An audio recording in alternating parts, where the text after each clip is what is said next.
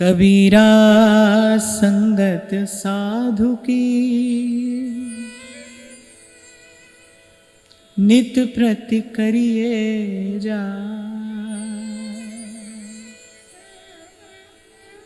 दुर्मति दूर बहावसी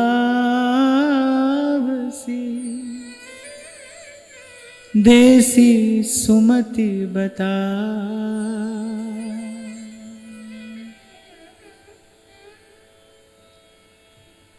तो महज्जनों की कृपा से, गुरुजनों की कृपा से कि बड़ा मूल्यवान सूत्र, ये सार स्वरूप सिद्धांत हमारे हाथ में आता है कि हमारे जीवन को आकार देने वाला अगर कुछ है, कोई है, तो न समय है, न स्थान है, न स्थिति है, अपितु संग है। संग महत्वपूर्ण है और सबसे अधिक महत्वपूर्ण है। या फिर ऐसा कह लीजिए, किसी के भी प्रभाव से आप बच सकते हैं, पर संग के प्रभाव से आप नहीं बच सकते हैं। इसलिए नारद जी भक्ति सूत्र में एक सूत्र कहते हैं कि दुस्संग सर्वथैव त्याज्य, कि किसी भी स्थिति में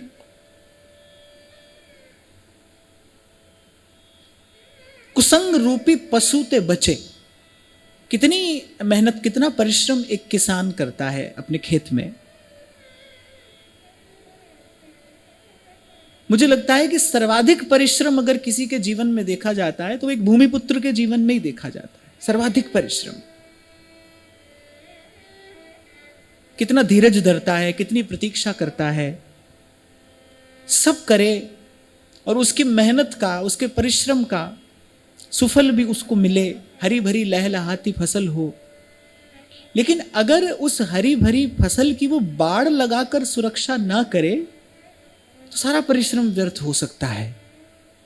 सारा परिश्रम। इसलिए ध्रुवदास जी कहते हैं कि भजन करे, निरंतर करे, सतत करे, पर करे कुसंग रूपी पशु ते बचे। यहां एक और भजन होता रहा, वहीं साथ साथ में कुछ कुसंग भी होता रहा, तो होगा क्या? ये उन्नति नहीं होगी आपकी। और जब देर तक उन्नति नहीं होती तो फिर व्यक्ति भीतर से निराश होता है।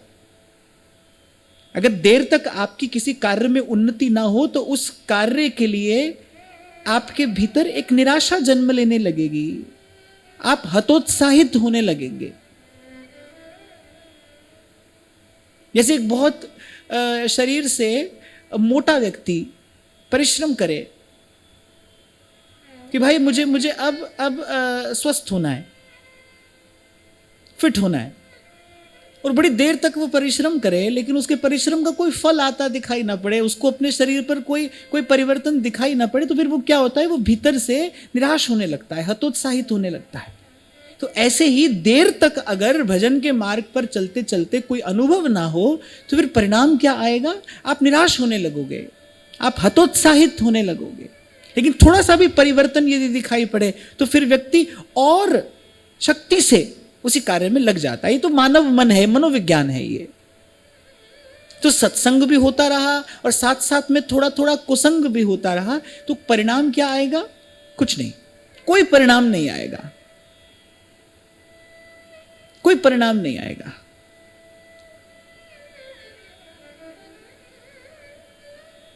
तो इसलिए कह रहे हैं कि संग करने में बहुत सावधान रहे,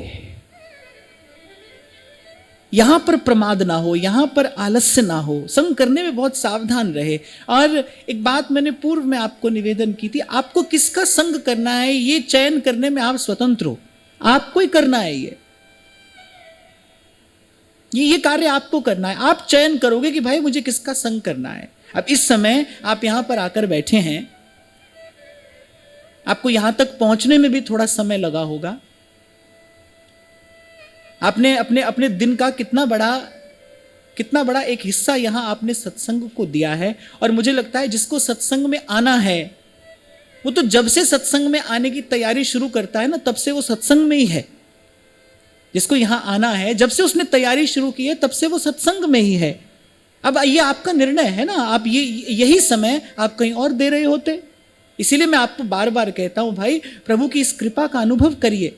ये जो हमको ले आती है यहाँ सत्संग तक, हमसे कोई गलत निर्णय लिया जा सकता था। और एक और बात, वो जो कुसंग है वो आरंभ में बहुत आकर्षक होता है, वो मन प्राणों को बड़ा लुभाने वाला है, बहुत अच्छा लगता है, वो बड़ा मीठा लगता है, वो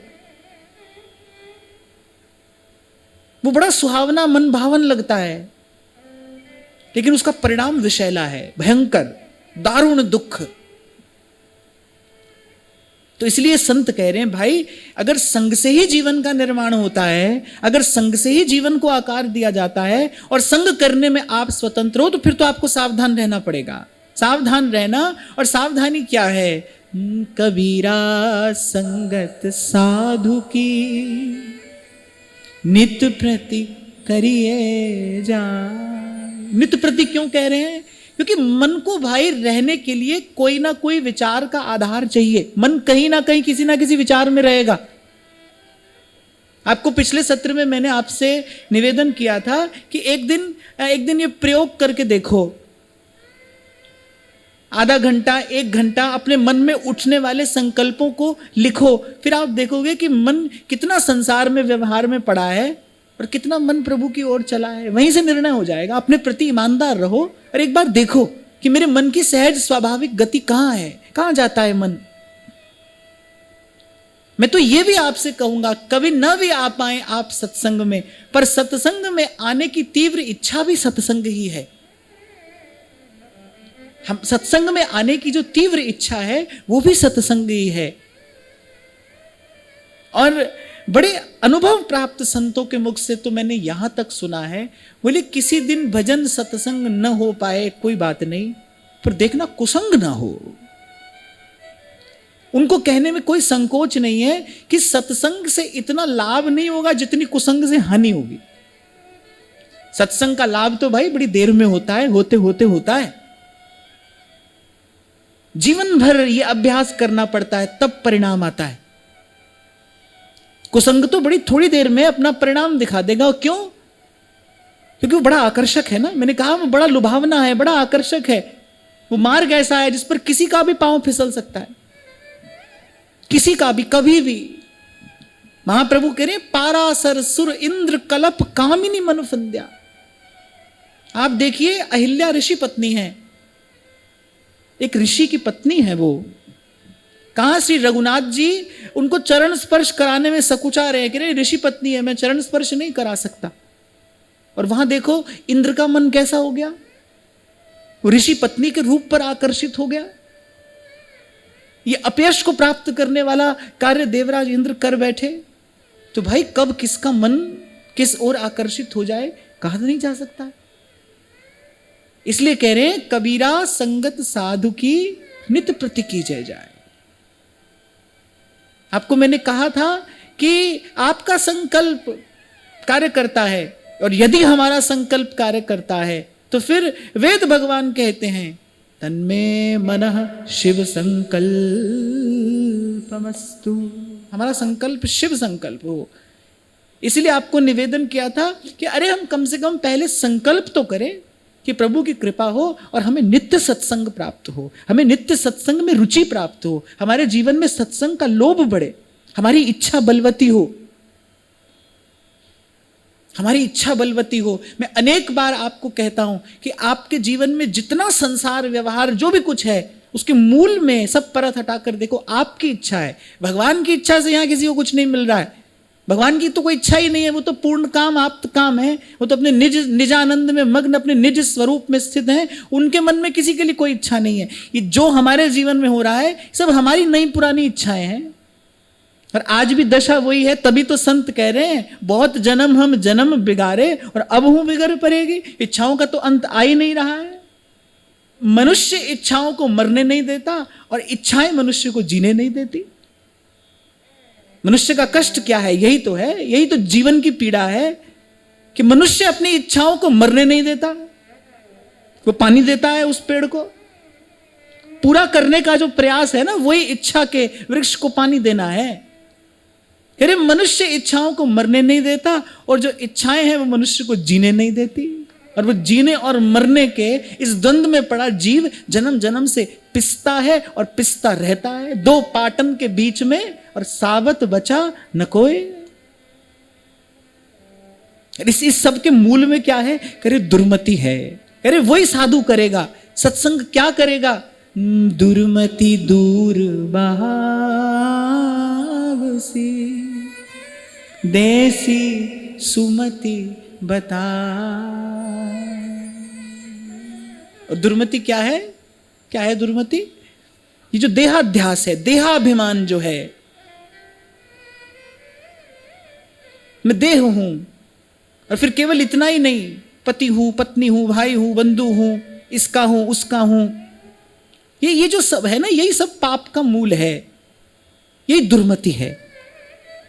और भाई हमको तो ऐसा लगता है कि ये जो देहाभिमान है, कह तो मैंने दिया कि अपने आप को केवल देह समझना, यही सबसे बड़ा पाप है। पर इस पाप से मुक्त होने का उपाय क्या है? अपने प्रयास से कोई नहीं हो सकता है भाई, अपने प्रयास से कोई नहीं हो सकता है। अब मैं कुछ तो हूं, पर मैं कौन हूं, क्या हूं? कह रहे ये सदगुरु बताता है, देसी सुमति बताए।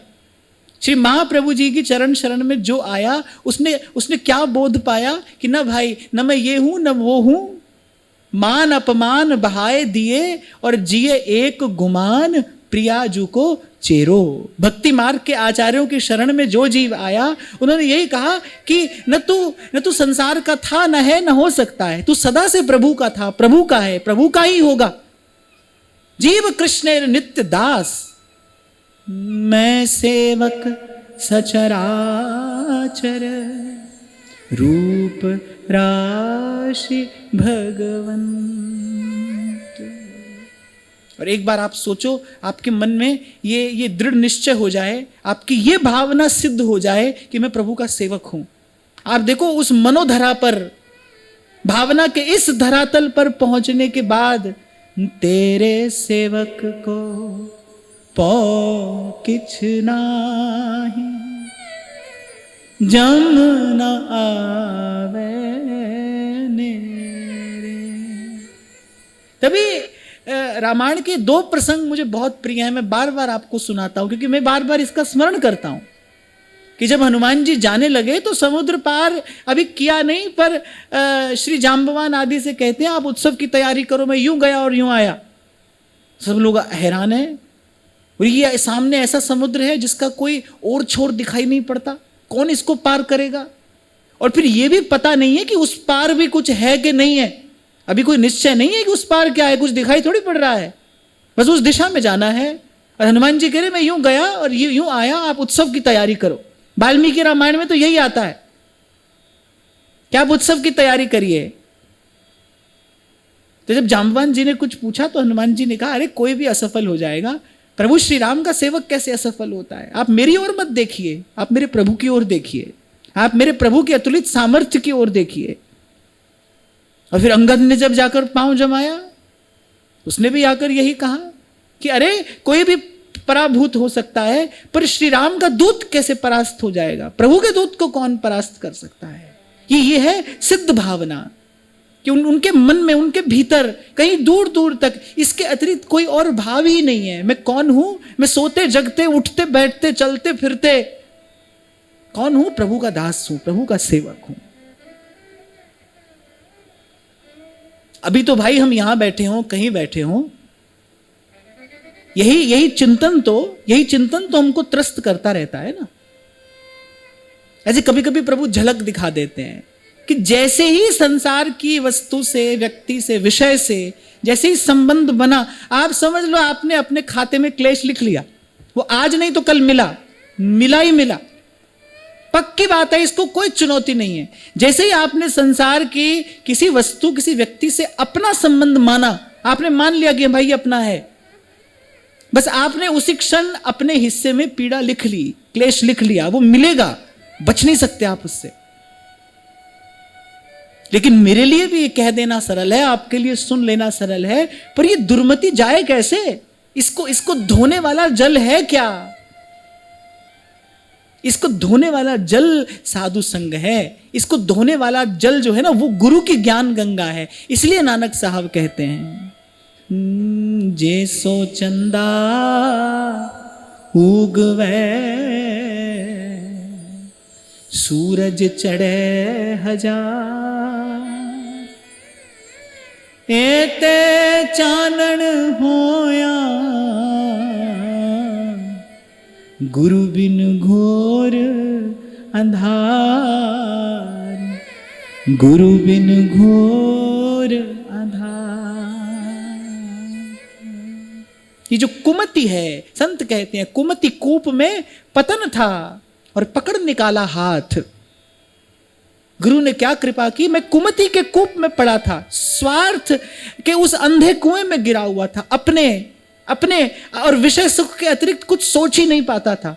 ये तो देखने में आता है, बड़े बड़े बुद्धिमान प्रतिभाशाली लोग वो सब बना लेंगे, सब कर लेंगे, लेकिन सितारों से आगे जहां और भी है वहां तक बुद्धि नहीं जाती है, क्योंकि वहां तक जाने के लिए सूक्ष्म बुद्धि चाहिए, कोई और मन चाहिए। हो सकता है उन लोगों को हमारी ये बातें पागलों से रीखी लगे, कैसी कैसी बात करते हैं। त्रिलोकी का वैभव छोड़कर प्रभु के प्रेम में मतवाला होकर कोई चल दे तो संसार के किसी स्वार्थी व्यक्ति को तो वो पागल ही लगेगा कि भाई देखो क्या कर रहा है। क्योंकि सुख की परिभाषा सबकी अलग अलग है ना, किसी के लिए सुख क्या है, किसी के लिए सुख क्या है। पर मैं कहता हूं जो सुखी हो गया है उससे पूछिए सुख क्या है। जो केवल अभी सुख ढूंढ रहा है उसकी बात पर विश्वास मत करिए। श्री विवेकानंद ने कितने कितने संतों से पूछा, मिले हो, देखा है, सब कर तो रहे, अपना अपना साधन सब कर रहे हैं, कोई तपस्या में लगा है, कोई जप में लगा है, कोई योग साधन कर रहा है। जब विवेकानंद सीधे प्रश्न पूछते ना, भाई देखा है, कुछ देखा है, मुंह नीचे कर लेते वो सब। तो बोले तुम हमारे काम के नहीं हो। जो अभी ढूंढ रहा है उसकी बात नहीं मानना, जिसको मिल गया है उसकी बात मानना है। सो कबीर कहता है, कोई कहता पोथिन की लेखी, मैं कहता आंखन की देखी।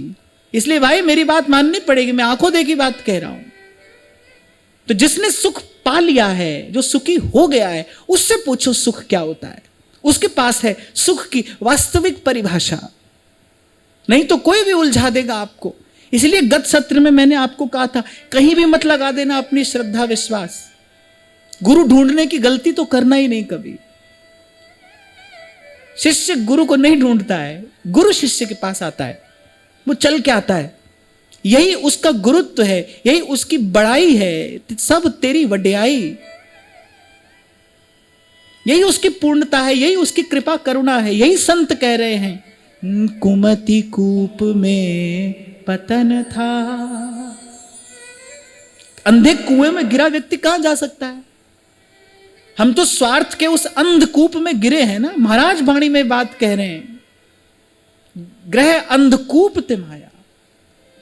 हम तो अंधे कुएं में गिरे हैं, अपना सोचा, अपने परिवार का सोचा, और केवल सोचा ही नहीं, मोह में आसक्ति में पड़ा जीव क्या क्या पाप करता है, कैसे कैसे पाप करता चला जाता है। उसको न सही न गलत कुछ समझ में नहीं आता। धन के लोभ में, विषय सुख के लोभ में, छल कपट, और जाने कैसे कैसे पाप कमाता है। कई बार कहता हूं ना मैं आपसे, देखो कितनी बड़ी मूढ़ता है ये, क्या बुद्धि की जड़ता है। आश्चर्य होता है इसका विचार करके, कितना पाप करके व्यक्ति संसार की वस्तु कमाता है, वस्तु यही रह जाती है, पाप साथ जाता है। जरा बुद्धिमानी से इसका विचार करो, इतना घाटे का सौदा करते हो, पाप साथ जाता है। कौन कहता है हाँ साथ कुछ नहीं जाता, साथ जाता है भाई। आपका पुण्य पाप, आपका कर्म, आपका प्रारब्ध आपके साथ जाता है। आप ये ना समझना सब यही छोड़कर जाओगे, कुछ साथ भी जा रहा है आपके। और मैं कहता हूं कि यहां पर थोड़े स्वार्थी बनो, जो साथ जाना है उसका विचार करो, जो यहां रह जाना है उसका विचार नहीं। जो किसी भी प्रकार से छूट ही जाना है उसकी क्या चिंता करना। जो आपकी पकड़ में आना ही नहीं है उसको पकड़ने का क्या प्रयास करना। जो आपका है, जो अपना है, जो साथ रहेगा, देर तक रहेगा, दूर तक चलेगा, उसका विचार करना चाहिए। और यही मति, इसी को सुमति कहा है संतों ने। कह रहे ये सुमति संत देगा, ये सुमति संत देगा, धोएगा दुर्मति। तो ये भाई हम अपनी ओर से काम नहीं कर सकते, तो अंधे कुएं में पड़े हैं हम, तो कुमति कूप में हमारा पतन है। कोई समर्थ आता है, कोई मुक्त आता है जो स्वतंत्र है। बड़ा सुंदर लगता है ये शब्द मुझे, स्वतंत्र। क्योंकि पराधीन सपने हूं सुख नाही। और जब तक कोई प्रभु के आश्रित नहीं हो तब तक वो बंधन से मुक्त हो ही नहीं सकता। मामेव ये प्रपद्यन्ते माया मेताम तरन्तिते। इसीलिए मैं आपको कहता हूं, कई बार संसार में कोई किसी से प्रेम करता नहीं, कर सकता नहीं, क्योंकि संसार का प्रेम तो बंधन में डालने वाला है। संसार का प्रेम तो बांध लेता है ना आपको, आसक्ति की बेड़ी से जकड़ देता है। जैसे ही इस भाव के निकट आप जाओगे, बंध जाओगे आप, आपकी गति कुंठित हो जाएगी। बहुत निकट से मैंने, क्षमा करना, बहुत निकट से मैंने इस दुख का, इस पीड़ा का अनुभव किया, इसलिए कह रहा हूं आपसे। कुछ प्रेम जैसा कुछ यहां संसार में नहीं घटता है भाई। यहां तो युक्ति से मुक्ति करा लो, अपनी युक्ति से मुक्ति करा लो, यही बुद्धिमानी है। यहां तो कुछ भी हो बांध लेने वाला है आपको। प्रभु का प्रेम आपको स्वतंत्र करता है, मुक्त करता है, जीवन मुक्त, परम स्वतंत्र। और ध्यान रखना, पराधीन सुपने हूं सुख नाही। जो किसी के भी अधीन है, ध्रुवदास जी भी कह रहे हैं ना, सो सुख दुख सम जानिए जो होए पराए हाथ। पराधीन सुपने हूं सुख नाही, उनको स्वप्न में भी सुख नहीं है।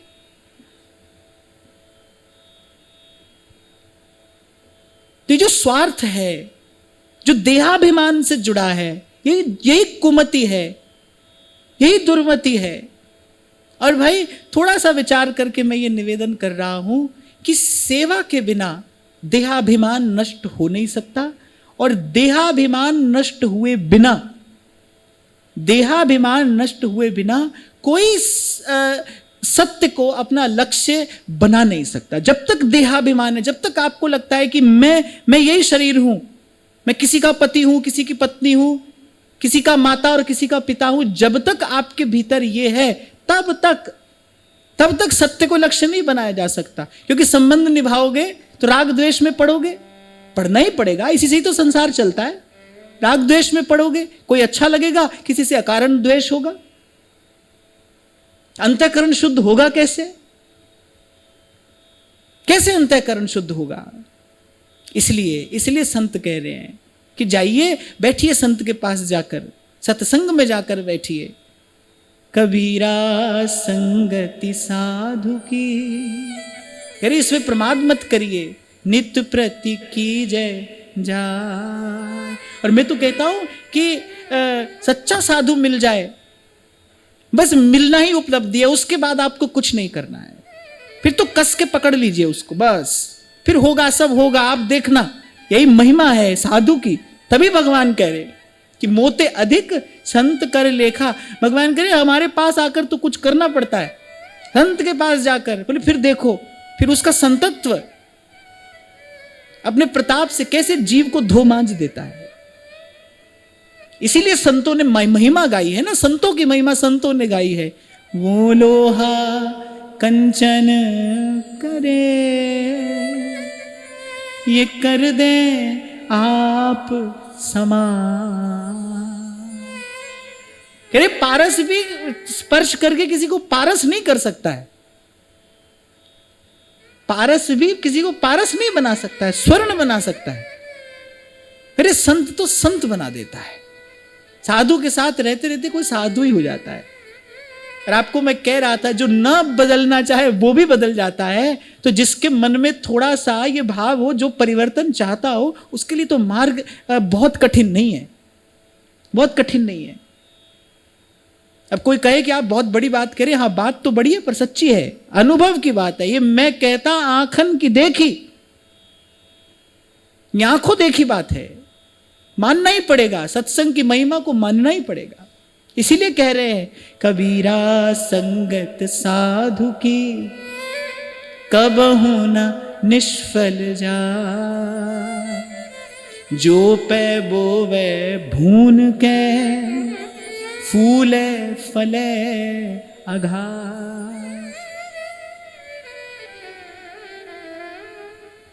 महाराज जी, श्री स्वामी शरणानंद जी महाराज की वाणी में एक बहुत अच्छी बात मुझे मिली।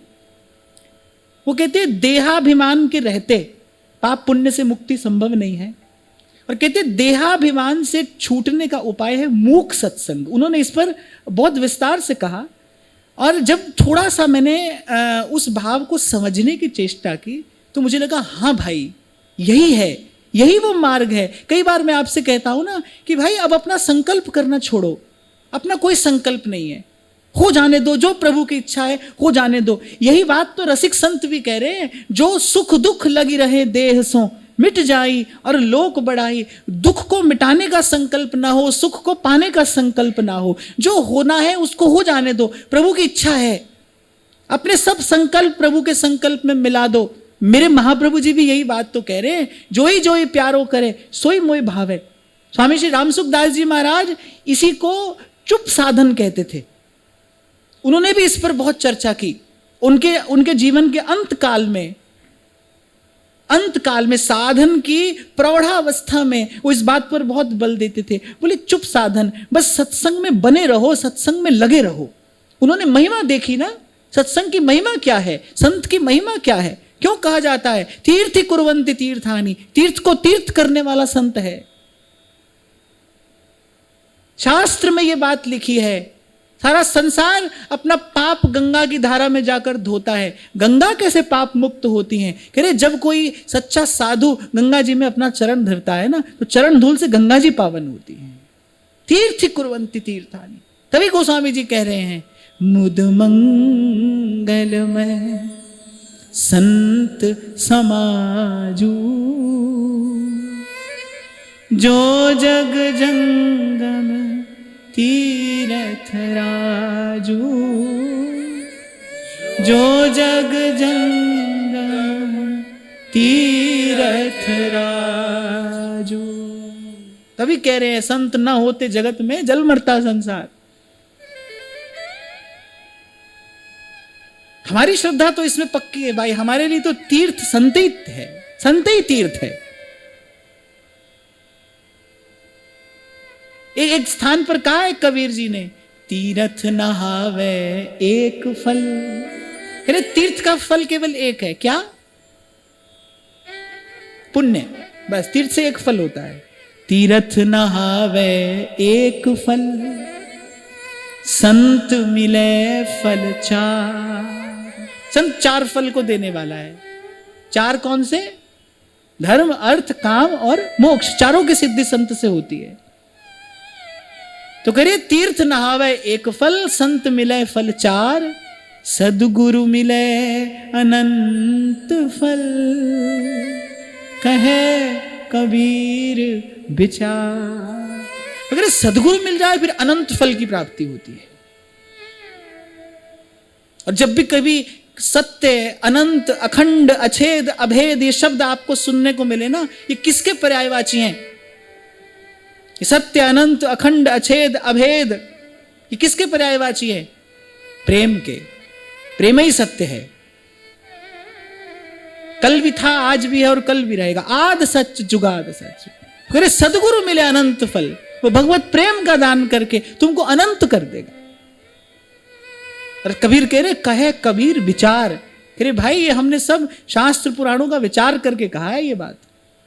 संत मिले फल चार। कह रहे कबहू ना निष्फल जाए। निष्फल नहीं जाएगी संत की संगति। साधु ते होए न कारज हानि।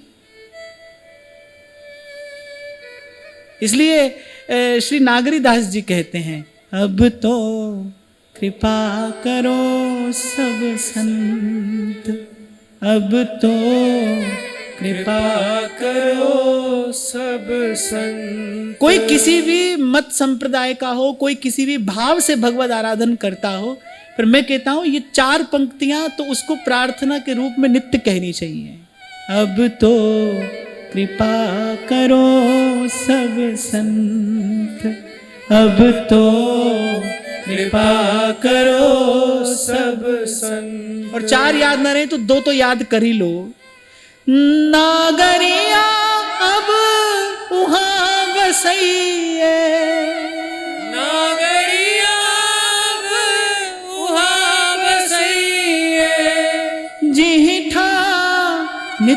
बसंत अब तो कृपा करो सब संत, अब तो कृपा करो सब संत। कि घटत बुद्धि बल बढ़त छिन ही छिन तृष्णा को नहीं अंत। कि बुद्धि का शरीर का बल घट रहा है और करिए तृष्णा का बल बढ़ रहा है।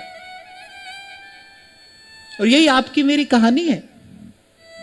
विषय के सेवन का सबसे भयंकर दुष्परिणाम क्या है कि जिस इंद्रिय से विषय का सेवन किया जाता है, वो ध्यान से सुनना, विषय सेवन का सबसे भयंकर दुष्परिणाम क्या है कि जिस इंद्रिय से विषय का सेवन किया जाता है, विषय भोग से वो इंद्रिय तो दुर्बल हो जाती है, लेकिन विषय भोग की वासना प्रबल हो जाती है।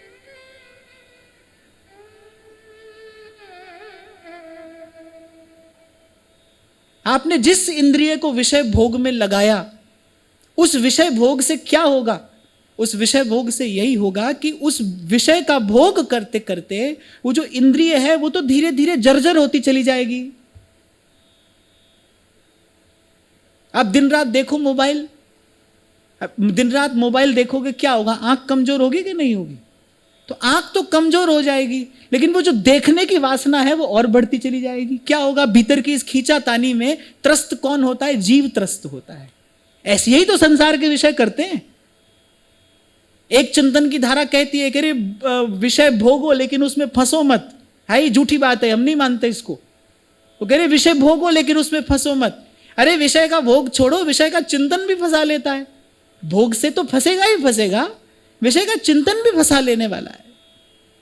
तो कह रहे घटत बुद्धि बल और बढ़त छिन ही छिन तृष्णा को नहीं अंत। नागरिया अब वहां बसइए, नागरिया अब वहां बसइए, जीठा नित्य बसंत अब तो कृपा करो सब संत, अब तो कृपा करो सब संत। सीधी सी बात है। भगवान कामना पूर्ण करते हैं, इसलिए उनका नाम वांछा कल्पतरु है। भगवान कामना पूर्ण करते हैं, संत पूर्ण काम कर देता है। सत्संग पूर्ण काम कर देगा, कामना का बीज नष्ट कर देगा। भगवान कामना पूर्ण करेंगे, ये आगे पीछे का भेद है। वो कामना पूर्ण करेंगे, वो आपका काम पूरा कर देंगे, काम पूर्ण कर देंगे। संत पूर्ण काम कर देगा। और काम पूरा होने में सुख नहीं है भाई, काम पूरा होने से सुख नहीं है। काम पूरा होता ही नहीं, जीवन पूरा होता है, काम पूरा नहीं होता। देखो, ये तो अगल बगल देखकर सीखना चाहिए। जीवन पूरा हो जाता है, काम कभी किसी का पूरा होता है? नहीं होता है। केश श्वेत हो जाते हैं, शरीर जर्जर हो जाता है। अच्छा, इसी को व्यक्ति पुरुषार्थ समझता है। वो जो संसार के ईंट पत्थर में लगा है, वो इसी को पुरुषार्थ समझता है। पर एक बार थोड़ा आगे जाकर देखो, वहां ध्रुवदास जी कह रहे हैं, कह रहे जैसे कुएं से अगर कभी किसी ने पानी खींचा हो तो खाली पात्र भीतर जाता है, भरकर आता है, फिर खाली जाता है, फिर भरकर आता है। कह रहे ऐसे ही सृष्टि का बनना बिगड़ना है, कितनी बार बनती है, कितनी बार बिगड़ती है। मैं आपको छोटा सा एक अपना अनुभव बताता हूं, इसी को मैं धाम की कृपा समझता हूं। सही कहा है श्री बिहारी देव जी ने, रज छाड़े रज पाइए, रज पाए रज जाए। जब तक धाम में वास नहीं मिला था, यद्यपि वो भी लक्ष्य कोई अपवित्र नहीं था, तब तक मुझे ऐसा लगता था कि हाँ भाई हम कुछ कर सकते हैं, थोड़ा समाज में परिवर्तन लेकर आएंगे, ऐसा करेंगे वैसा करेंगे, ये संकल्प मन में कभी चलते थे। पर अब समझ में आया भाई इन संकल्पों के मूल में क्या है? इन संकल्पों के मूल में रजोगुण है। बड़े बड़े महापुरुष, भगवत प्राप्त महापुरुष, वो ये बात कहते हैं, मुंह से भया न होएगा साहेब करता मोह। तो जिसको संसार का व्यक्ति पुरुषार्थ कहता है, वो पुरुषार्थ नहीं है, वो रजोगुण है। और गीता में भगवान कह रहे हैं, कहीं यही नर्क का द्वार है। गोस्वामी जी कह रहे हैं, काम क्रोध मद लोभ सब नाथ नरक के पंथ, इन परिहरि रघुबीर, भजहु भजहि जेहि संत। ये पुरुषार्थ नहीं है, इसको कोई पुरुषार्थ ना समझे। तुम जिसको अपनी बहुत बड़ी उपलब्धि समझते हो, उसके मूल में भी धूल है, उसके अंत में भी धूल है, वो धूल ही है, कुछ नहीं। और फिर भी मैं कहता हूं कि अगर ये सब संकल्प मन से न हटे न मिटे, तो फिर संतों की बात मानकर कम से कम इतना करो, यदि अपने आप को बहुत ही पुरुषार्थी समझते हो तो फिर सबसे पहले आत्म कल्याण का पुरुषार्थ करो, फिर बाकी सब बाद में। ये जो सतत करने का विचार है, यदि इससे मुक्ति न हो रही हो तो फिर इतना काम करो, पहले आत्म कल्याण का पुरुषार्थ करो, पहले भगवान से मिल लो, पहले जिसके लिए आए हो पहले वो कार्य पूरा कर लो, फिर बाकी सब उसके बाद में। और मैं आपको एक और बात बताऊं, ये अपनी थोड़े से अनुभव से कह रहा हूं कि अगर ये काम थोड़ा भी हो गया ना, पूरा नहीं थोड़ा भी हो गया, बाकी सब करने की इच्छा समाप्त हो जाती है, समझ में आ जाता है करने वाला कौन है। यही तो गीता में भगवान ने कहा कि निमित्त मात्रम भव सव्यसाचिन। अर्जुन से कह रहे हैं, अर्जुन तू निमित्त हो जा, और निमित्त के साथ भगवान मात्र शब्द का प्रयोग करे, केवल निमित्त, उसके अतिरिक्त तुझे कुछ नहीं करना है, तो केवल निमित्त हो जा। जब दृष्टि बड़ी होती है, जब आपका दृष्टिकोण उदार होता है, जब महत्व वस्तु को देखने की सामर्थ्य गुरु कृपा से प्राप्त होती है, तब लगता है भाई जो हमने बना लिया क्या है। थोड़ी देर का व्यवहारिक सत्य वो अवश्य हो सकता है, पर कोई वो पारमार्थिक सत्य नहीं है। महाराज जी, स्वामी श्री अखंडानंद जी महाराज सुनाया करते थे, बड़ी अच्छी बात है कि बंबई में वो किसी बहुत बड़े सेठ के यहां पर गए, उसका बहुत विशाल उसका भवन, कई एकड़ में उसका रहने का वो स्थान था, और कहीं ना कहीं उसको इस बात का बड़ा गर्व भी था। तो जैसे ही स्वामी जी ने उनके घर में प्रवेश किया, तो उस व्यक्ति की एक एक चेष्टा से पता चल रहा था कि भाई इसको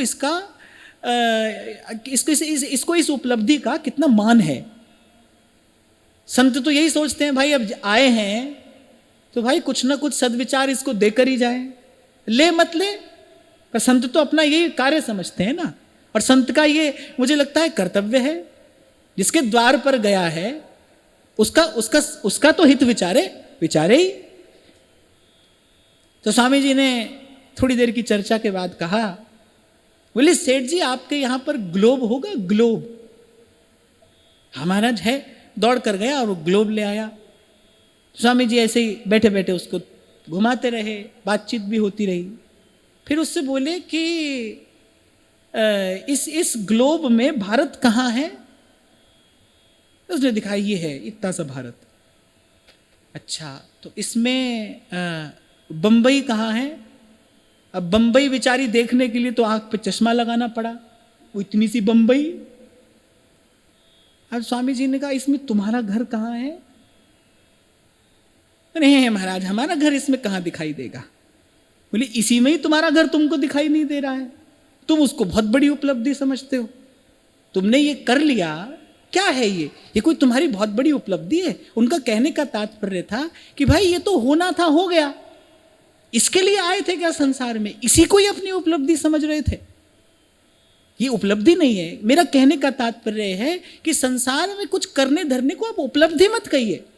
ठीक है, हो प्रभु की इच्छा हुई, हो गया, नहीं होगी तो नहीं होगा। हुई ही जो राम रचि राखा। कौन कह रहा है ये बात? महादेव कह रहे हैं, वो ये बात कह रहे हैं। पर कैसी परिस्थिति में कह रहे हैं? वो माता सती को समझा रहे, बोले मत जाओ, क्लेश होगा। बोले नहीं, मैं तो जाऊंगी। महादेव की बात नहीं मान रही है। अब महादेव ने थोड़ा समझाया बुझाया, समाधि लगा के बैठ गए। बोले ठीक है जाओ, हो ही जो राम रचि राखा। अब राम करे सो होए, क्या करें हम, करने वाला तो वही है, उसी की इच्छा से सब होगा। ये सब बात ये बताती हैं, ये सब बात ये समझाती है कि भाई कुछ करने धरने का संकल्प अपने मत में मत लाओ, अपना मन खाली रखो, प्रभु आपकी इच्छा से जो होना हो जाए। आपके किसी कार्य में हम निमित्त बन जाएं, बस यही हमारे जीवन का कृतार्थ होना है। और गीता में भगवान यही कह रहे हैं, बार बार गीता में सार स्वरूप इसी बात का उपदेश किया गया है, निमित्त मात्रम भव सव्यसाचिन। भगवान ने कहा तू जिन्हें मारने की बात कह रहा है, पहले तो भगवान को हंसी आ गई। भगवान ने कहा, जब अर्जुन ने कहा ना मैं इनको नहीं मारूंगा, अब भगवान ने कहा अच्छा तुझे क्या पता तू इनको मारेगा, ये भी तुझे मार सकते हैं। भगवान ने कहा तुमको क्या मालूम कि तुम ही इनको मारोगे, ये भी तो तुम्हें मार सकते हैं। अर्जुन को लगा हाँ ये भी मुझे मार सकते हैं। तो भगवान ने कहा लो तुम्हारा भ्रम तो यहीं टूट गया। फिर जब भगवान ने अपने विराट स्वरूप का दर्शन कराया, इसीलिए मैंने कहा गुरु कृपा से जब आपका दृष्टिकोण उदार होता है, जब महत्व को देखने की सामर्थ्य प्राप्त होती है, जब महत्व का अनुभव होता है, तब लगता है भाई हम क्या हैं, कुछ नहीं। तब स्वामी जी कहते हैं करता किया सो हुआ, सुमेरु अचल चला। तब स्वामी जी कहते हैं तिनका बयार के बस, आप में क्या है, किस बात का अभिमान है, क्या है यहां पर जिसको आप और मैं उपलब्धि कह सकें। सहज ही जिनके पग परत रज सम होत पसान, करे नारायण तिनको कहूं रहो न नाम निशान। कबीर कहते हैं जहां दिन रात राग रंग होते थे, जहां दिन रात नौबत बजती थी, बोले वहां देखो आज भूत प्रेत का वास है। जहां महलों में दिन रात राग रंग होता था, आज वहां भूत प्रेत बसते हैं। क्या है ये, इसको समझिए। इसलिए मैंने कहा पुरुषार्थ करना है तो फिर आत्म कल्याण का पुरुषार्थ करिए, प्रयत्न करना है तो फिर प्रभु को प्राप्त करने के लिए प्रयत्न करिए।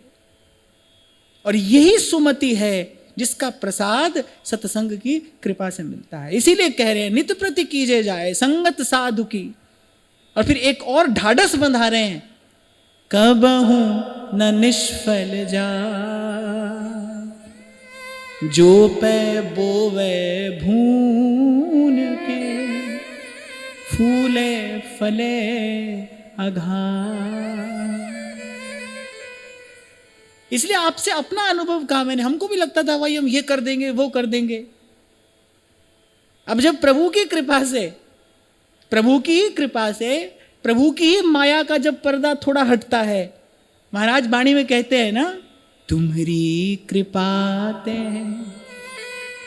तुद पिछाड़ा, तू मेरी ओट तू है मेरा माना।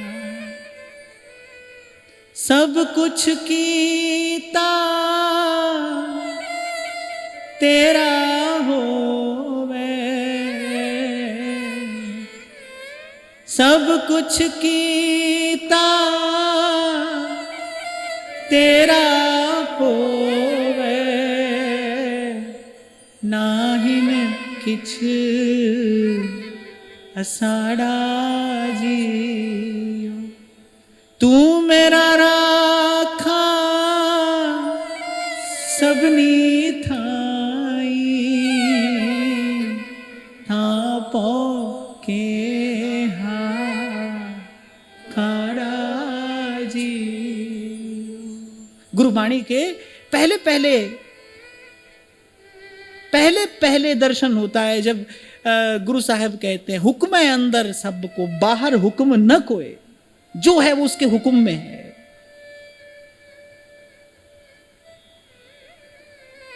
और बस यही सुमति है, यही जैसे मैंने कहा ना देहाभिमान ही कुमति है, यही सुमति है। जप जी में पहली बात क्या कहते हैं, सतनाम, एक ओंकार सतनाम। और दूसरा शब्द क्या कहते हैं, कर्ता। ये कर्ता वही है, करने वाला वही है, जो हो रहा है वो उसके हुक्म से हो रहा है, उसकी इच्छा से हो रहा है। यहीं पर आकर जीव इस पंख में लिप्त होता है। जैसे ही कर्ता होता है,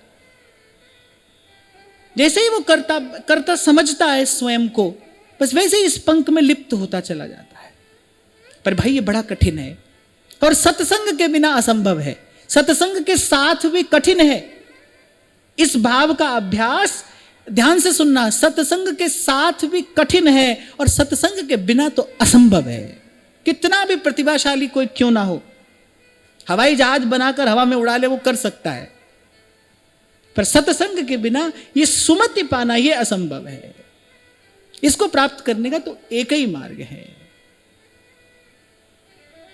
अब तो कृपा करो सब संत। जब भजन में भी बैठते हो, जब जप में भी बैठते हो, भजन में भी बैठते हो, सेवा में भी जाते हो, तो भी यही बात कहकर जाओ, संत कृपा करें। ये जो भजन भाव है, ये तो संतों की निधि है ना, ये संतों की संपत्ति है। संत इस धन के धनी हैं, और संत ना भूतपूर्व होते हैं ना पुराने होते हैं।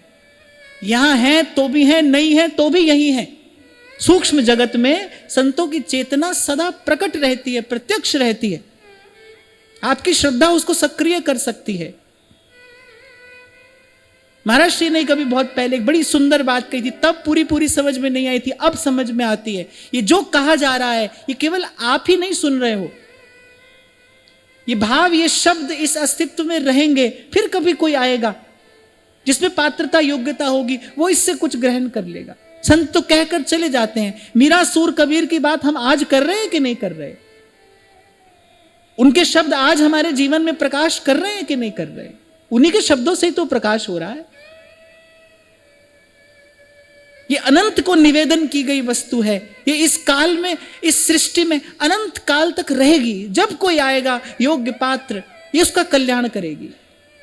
ये जो आपके मेरे द्वारा जो भगवत गुण गाया जा रहा है, इसीलिए तुलसी बाबा कह रहे हैं, नाम जपत मंगल दिसि दस।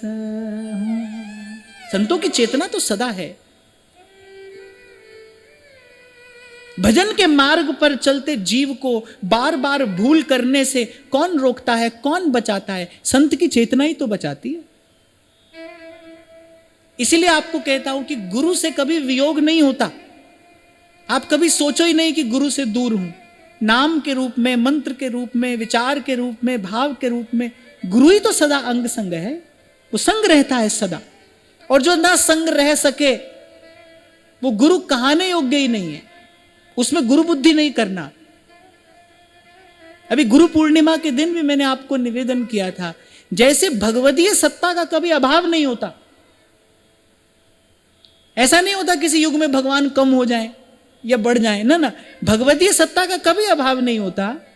ऐसे ही गुरु सत्ता का भी कभी अभाव नहीं होता। गुरु सदा प्रकट प्रत्यक्ष है। वो जो प्रकाश है, वो जो चेतना है, उसका कभी अभाव नहीं होता। इसलिए आपको कह रहा हूं कि गुरु ढूंढने मत निकलना, वो आ जाएगा, आपके द्वार तक आ जाएगा। प्रतिकूल से प्रतिकूल परिस्थिति में भी आ जाएगा। वो विचार से, भाव से प्रवेश कर जाएगा आपके भीतर, और आपके अंतःकरण के सबसे निचले तल को स्पर्श करने की सामर्थ्य है उसमें। वो वहां जाकर आपको परिवर्तित कर देगा। एक क्षण में व्यास जी जैसे दिग्विजयी विद्वान को महाप्रभु जी ने पूर्ण रूपेण परिवर्तित कर दिया। कितनी तर्क बुद्धि व्यास जी की रही होगी, कितनी क्षमता होगी उनके पास। आज तक वही किया है। बहुत कुछ पूछना था, बहुत कुछ कहना सुनना था, कुछ नहीं किया। बस महाप्रभु जी ने कृपा दृष्टि से देखा। और यहां व्यास जी हो और वहां दूसरा उदाहरण, बिल्कुल विपरीत परिस्थिति में दूसरा उदाहरण नरवाहन जी का मिलता है। वो कुछ और हैं, पर उनके साथ भी यही घटना घटी। एक कृपा दृष्टि हुई। कमल कर जिन अभय दीने, कर्म बंधन सब भक्ति हित जे शरण आए, द्वंद्व दोष जो सब घटे। और कमल कर जिन अभय दीने, कर्म बंधन सब कटे।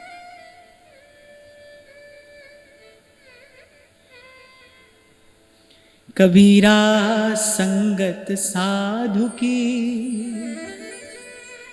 भाव में भरकर कह रहे हैं ये बात कबीर। जौ की भूसी खा, खीर खांड भोजन मिले, साकत संग न जा। अच्छा, जो ये साकत शब्द है, सेवक जी महाराज ने भी बहुत बल देकर कहा, साकत संग अगिन लपट लपट जरत क्यों संगत की जाए। भजन भावना की हानि कराने वाला है शाक्त का संग। शाक्त माने जो स्वार्थी है, जो स्वार्थ बुद्धि से कर रहा है, जो भी कर रहा है, जो स्वार्थ को ही श्रेष्ठ समझता है, जो विषय सुख को ही श्रेष्ठ समझता है, वो भगवान से भी वही मांग रहा है।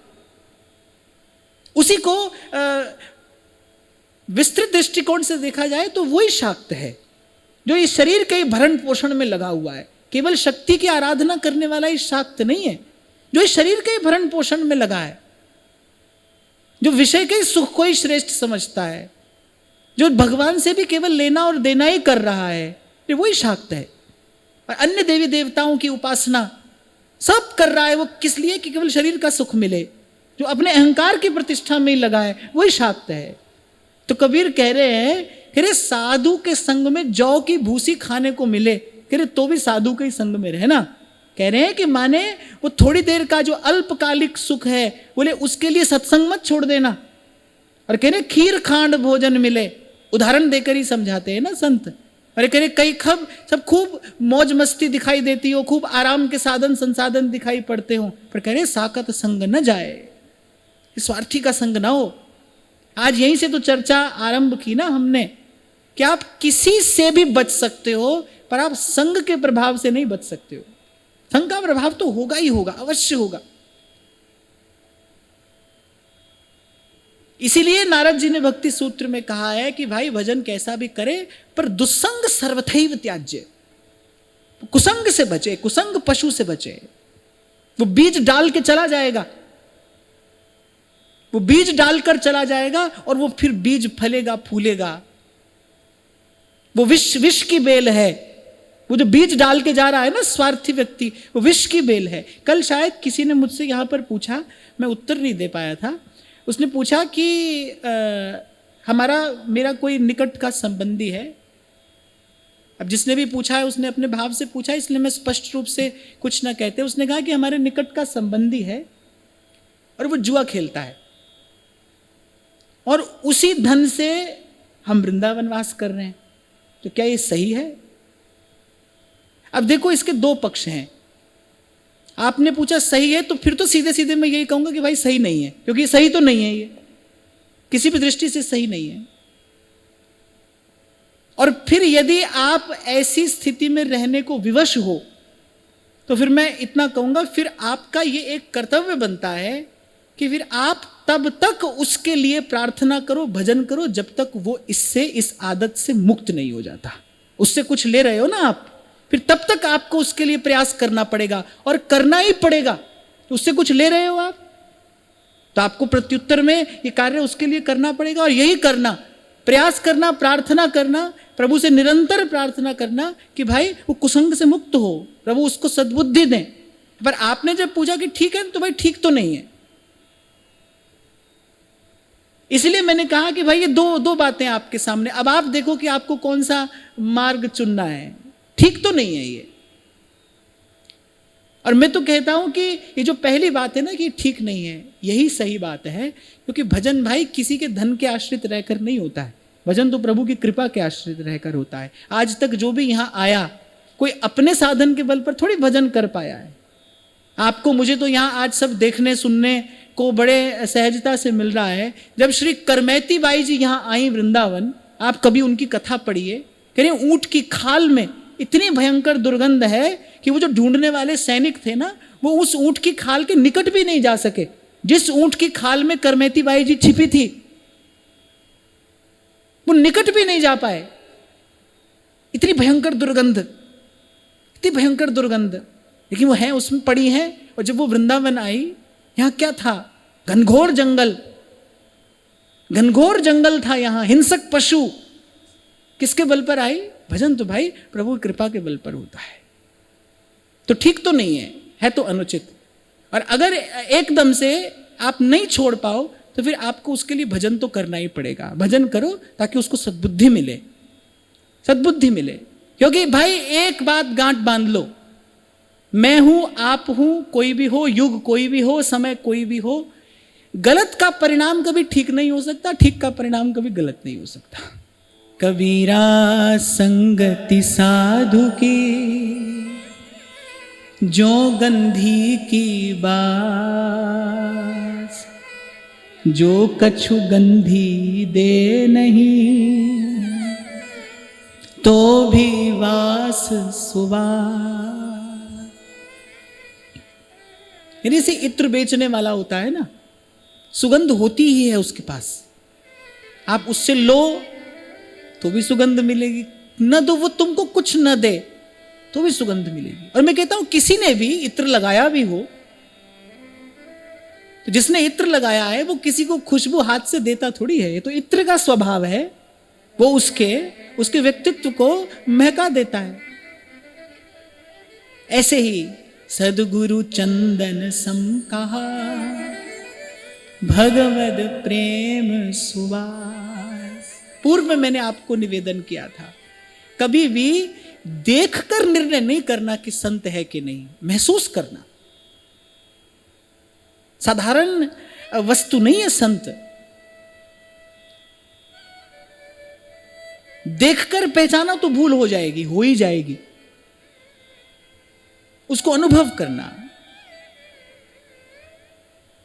त्रिताप से तप्त जो ये मन है, जो दग्ध अंतःकरण है, उस संत के आभा मंडल में जाते ही शांत होने लगता है। चाहे वो शांति थोड़ी देर की हो, पर लेकिन ये परिणाम है। संत हुआ तो ये परिणाम होगा ही। जैसे चंदन के पेड़ के पास खुशबू सुख और शीतलता होती है, सदगुरु चंदन सम कहा, भगवत प्रेम सुवास, भगवत प्रेम की खुशबू आती है उसके व्यक्तित्व से। आप कहो कि कैसे महसूस करें, कैसे पहचाने, जिसके पास जाके आपकी इच्छा करे हम भी भजन करें। सीधे सीधे शब्दों में मैं कह रहा हूं, और कुछ कहना सुनना नहीं। जहां जिसके पास जाकर आपको लगे कि भाई मैं भी थोड़ा भजन करूं। जैसे गौ के गोबर से लीपी भूमि हो, तुलसी का थामला हो, तो ऐसे ऐसे स्थान को देखकर इच्छा होती कि भाई यहां बैठकर 2 माला कर ले। उस स्थान की जो सात्विकता पवित्रता है वो वैसा ही भाव स्फुरण कराती है। ऐसे ही संत है, चलता फिरता तीर्थ है ना, ऐसे ही संत है जिसके पास बैठकर आपको लगे कि भाई मैं भी भजन करूं। और कह रहे हैं कि वो तुमको नहीं भी देगा तो भी उससे सुवास आएगी। संत न भी देना चाहे तभी तो व्यास जी कह रहे हैं कि गुरु के माने शिष्य नहीं, शिष्य माने गुरु होई।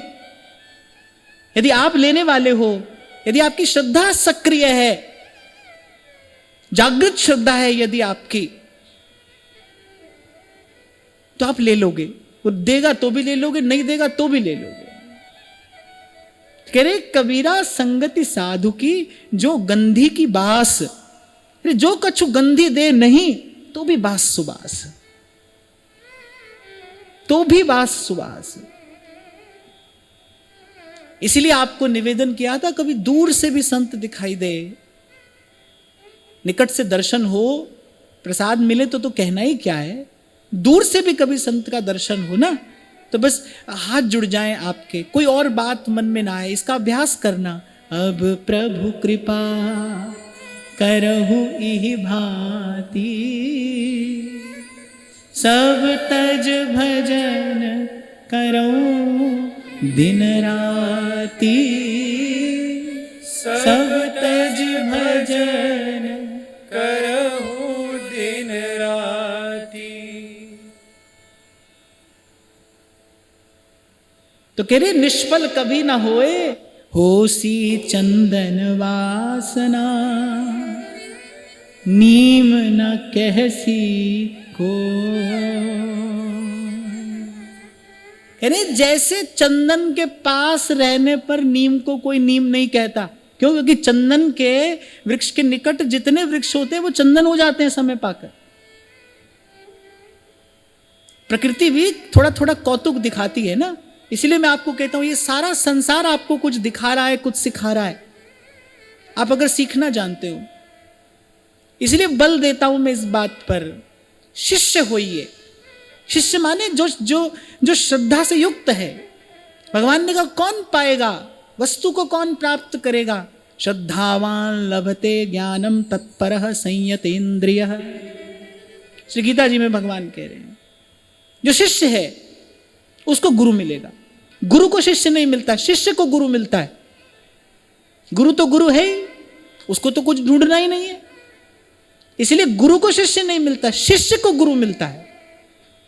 जो शिष्य है वो गुरु को पा जाएगा। और पाना क्या है? गुरु को ही पाना है, गुरु को ही पाना है। इष्ट में गुरु है कि नहीं, पर गुरु में तो इष्ट है ही। सेवक जी ने यही तो सारी सेवक वाणी में कहा है, उन्होंने गुरु में ही तो इष्ट का दर्शन किया है। ललितादिक श्यामा अरुषाम श्री हरिवंश प्रेम रस धाम नाम प्रगट जग जानिए। वो प्रिया प्रीतम की केली नहीं कहते ना, वो कह रहे श्री हरिवंश नित्य वर केली, नित्य केली हरिवंश हित सुब्रह्मादिकनि अगम में। वो गुरु में ही तो सब दर्शन कर रहे हैं। प्राप्त क्या करना है? गुरु को ही तो प्राप्त करना है, गुरु ही तो मिलेगा जो पूर्ण काम कर देगा। शिष्य होना है। और भगवान ने बड़ी सूक्ष्म बात कही है। कौन प्राप्त करता है वस्तु को? श्रद्धावान लभते ज्ञानम। श्रद्धावान लाभ करता है। न भगवान ने जाति बताई, न वर्ण, न कुल, कुछ नहीं कहा। जिसमें श्रद्धा होगी बोले वो प्राप्त करेगा। गुरु मना कर दे, नहीं देते हम, तो भी वो प्राप्त करेगा। द्रोणाचार्य ने कहा नहीं, मैं नहीं सिखाऊंगा तुझे, तू निषाद कुल का बालक है, मैं तो केवल राजपुत्रों को शिक्षा देता हूं। उसने कहा आप मत दीजिए, मैं तो आपसे ही लूंगा। मैं जब जब इस घटना का चिंतन करता हूं, ऐसे मेरे भीतर कोई स्पंदन होता है। देखो कैसी श्रद्धा, इसको श्रद्धा कहते हैं, इसको श्रद्धा कहते हैं। कर्ण चले गए, कर्ण परशुराम के पास चले गए और जैसे खींचातानी करके उन्होंने परशुराम जी से विद्या पाई, पर अंतिम परिणति क्या हुई? परशुराम जी ने कहा तुम्हारी विद्या ही तुम्हारे काम नहीं आएगी।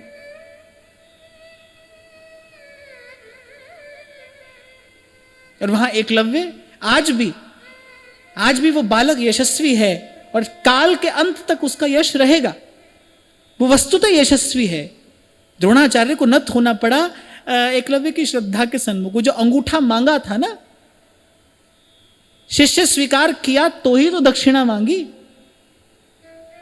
अगर शिष्य नहीं माना होता फिर दक्षिणा कैसे लेते?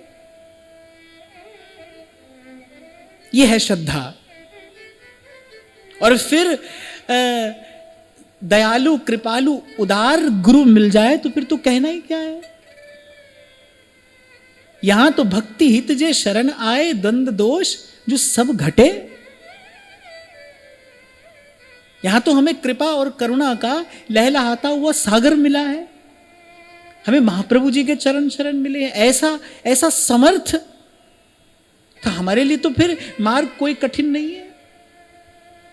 पर श्रद्धावान लभते ज्ञानम। और भगवान कह रहे तत्पर, जो तत्पर है। व्यास जी तत्पर थे। जैसे ही नवलदास जी ने बताया, व्यास जी ने कहा चलो, अभी चलो। फिर पीछे मुड़ के नहीं देखा। आपका मेरा तो भाई थोड़ा थोड़ा घर संसार है ना। कहते 52 राजा व्यास जी के शिष्य,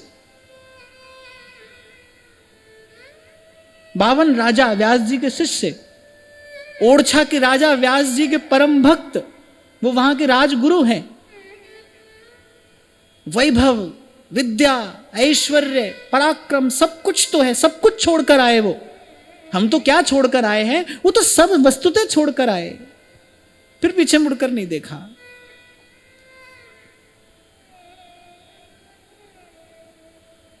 तो ये एक प्रकार की एक रासायनिक प्रक्रिया है। It's a chemical change which happens. इसको तो विज्ञान भी मानता है ना कि कोई काम ऐसा है जिसको करने से कोई ऐसा परमाणु शरीर में निश्रित होता है जो आपको और प्रसन्न कर देता है थोड़ी देर के लिए। कभी कभी कोई ऐसा परमाणु होता है जो आपको उदास कर देता है, हताश कर देता है। ये तो विज्ञान भी मानता है। A different kind of hormones are there. जैसे आप व्यायाम करो तो आपको प्रसन्न बना देने वाला एक हार्मोन शरीर जो है वो बहता है। प्रसन्न कर देने वाला हार्मोन बहता है आपके शरीर में व्यायाम करने के बाद। पिछले सत्र में मैंने कहा था ना भाई थोड़ा थोड़ा व्यायाम किया करो। तो कुछ किसी ने करना आरंभ किया, थोड़ा बहुत कुछ हिलाना डुलाना आरंभ किया शरीर को, या बैठे बैठे बस दिन भर यही। आजकल तो सब यही, जिसके हाथ में ये है सारा संसार उसके हाथ में है। यही रह गया जीवन। कभी कभी तो ठाकुर जी से कहता हूं गलत समय भेज दिया आपने हमको। हमारे काम का तो ये संसार है नहीं, हम इसके काम के नहीं है, ऐसे समय में क्यों भेजा? फिर हमको लगता है भाई उन्होंने कहाँ भेजा, हम ही भटक रहे हैं अब तक। और फिर ये सीख समझ रहे हैं कि अब नहीं चेते तो आगे भटकते ही रहेंगे, इसलिए अब और नहीं भटकना है, अब नहीं भटकना है। अब इसके पास भी नहीं फटकना है और अब और नहीं भटकना है। तो ऐसे अलग अलग तरीके के कुछ हार्मोन्स हैं, कुछ रासायनिक चेंज होता है, परिवर्तन होता है आपके भीतर। ऐसी जब आप संत के पास रहते हो, वो तो जागृत सत्ता है।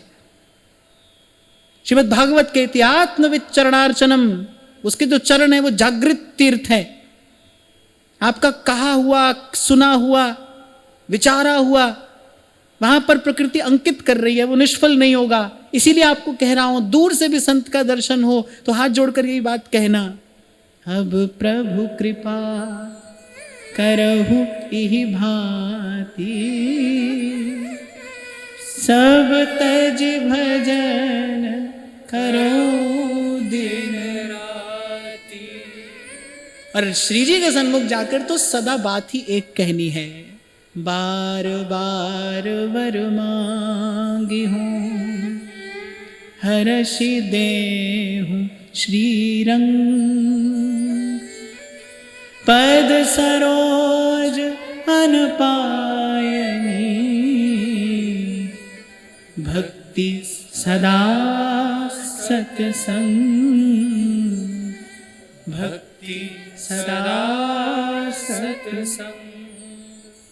तो आज की वार्ता यहीं श्री जी के चरणों में निवेदन करते हैं। महाराज श्री के चरणों में प्रणाम। आप सबके हृदय स्थित प्रभु को नमन।